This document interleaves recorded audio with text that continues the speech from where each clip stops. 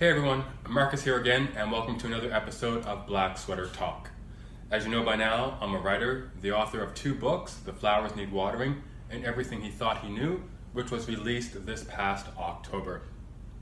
It took me a long time to get to the point where I could say to myself, I'm a writer.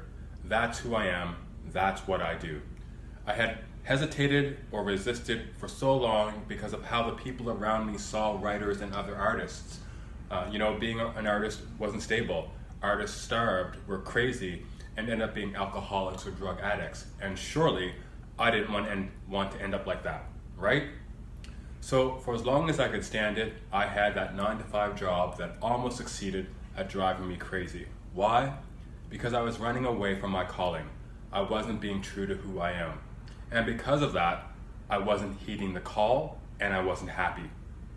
Now, I still have a day job, but I'm not stuck in an office working with the same people every day. Is it perfect? Absolutely not.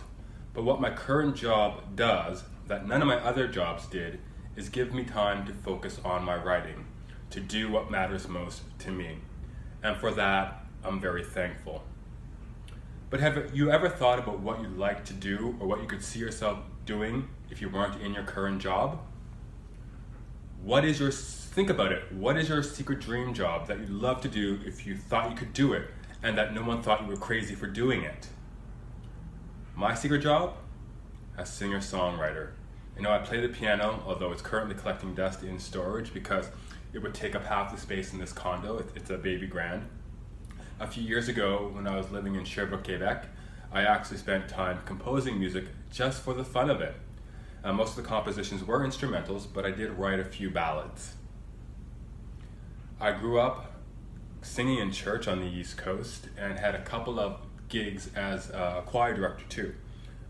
When I'm home alone now, I'm singing, trying to come up with arrangements for different songs, and I'm probably, I'm driving my neighbors crazy. I'm not Bruno Mars, The Weeknd, or Drake, and today I couldn't see myself roaming the world, going from concert to concert, from city to city, or possibly seeing my life play out on Entertainment Tonight. But singing is yet another way for me to express myself and my creativity. And because of my upbringing, spending a lot of time in church, I do have a love of gospel music. The old-time gospel music that Mahalia Jackson and Aretha Franklin brought to life. So maybe, if I become a singer, I would have loved to have focused on jazz, blues, and gospel. But I am happy with my life and the journey I'm on. If I weren't, then maybe I would have thought about venturing into music, and maybe I would have succeeded. Maybe not. What about you? If you could do something else now, just for the love of it, what would it be? My point is this. Nowhere does it say that you have to be just a writer, or just a neurologist, or just an actor, or just a barista.